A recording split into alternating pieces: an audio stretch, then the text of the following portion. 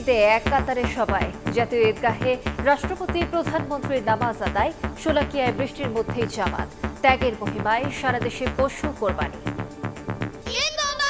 আমাদের এই সন্তানরা যাতে একদম নিরাপদে থাকে। কত শিশু আছে সবাই যেন সুস্থ থাকে।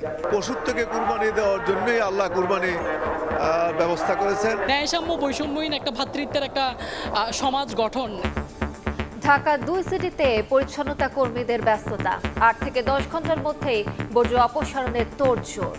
বর্জ্য ক্লিয়ার না হবে অতক্ষণ আমরা বাসায় চলে যাবো না, কোনো আমরা রাস্তায় থাকবো। রাতে 12টা পর্যন্ত হালাইতে হইব। জায়গা জায়গায় যে ডাস্টবিন আছে সেখানে ময়লাটা ফলাইলে আমাদের কষ্টটা কম হয়।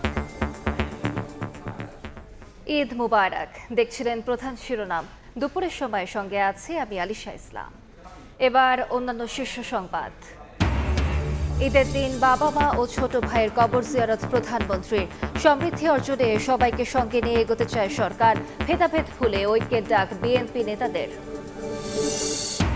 রাজধানীতে এবারও পশুর চামড়ার দাম না পাওয়ার অভিযোগ মৌসুমী ব্যবসায়ীদের। লোকসানের আশঙ্কা, বাজার বুঝে কেনার পরামর্শ আড়তদার ট্যানারি মালিকদের। আনন্দের মাঝে বিষাদের ছায়া, গোপালগঞ্জের বেদগ্রামে বাস মোটরসাইকেল সংঘর্ষে শিশুসহ নিহত ৫, আহত অন্তত ২০। বেপরোয়া গতির কারণে দুর্ঘটনার অভিযোগ।